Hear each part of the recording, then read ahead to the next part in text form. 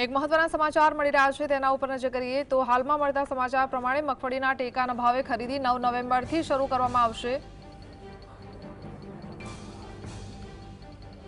Soybean, અડદ અને મગની ટેકાના ભાવે ખરીદી કરવામાં આવશે। મગફળીની ટેકાના ભાવે 9 નવેમ્બરથી ખરીદી કરવામાં આવશે।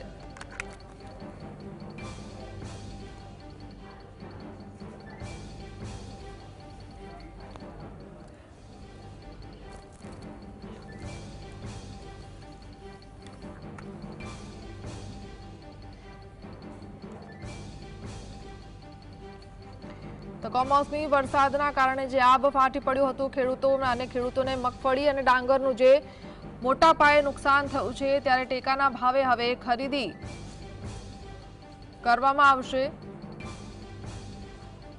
તો 9 નવેમ્બરથી ટેકાના ભાવે ખરીદી કરવામાં આવશે। તો રાજ્યના ખેડૂતોએ પકવેલ મગફળી, સોયાબીન, મગ, અડદની ટેકાના ભાવે ખરીદી કરવામાં આવશે। તો 9 નવેમ્બરથી ખરીદી કરવામાં આવશે। જો કે પહેલા 1 નવેમ્બરથી ખરીદી કરવામાં આવશે તેવી વાત હતી, પરંતુ 9 દિવસ લંબાતા હવે જાહેરાત કરવામાં આવી છે કે 9મી નવેમ્બરથી મગફળીની ટેકાના ભાવે ખરીદી કરવામાં આવશે।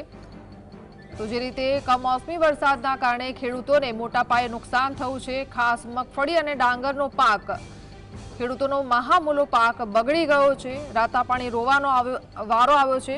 ત્યારે પહેલા 1 નવેમ્બરથી મગફળીની ટેકાના ભાવે ખરીદી કરવામાં આવનાર હતી, પરંતુ હવે 9 નવેમ્બરથી ખરીદી કરવામાં આવશે તેવી વાત સામે આવી છે।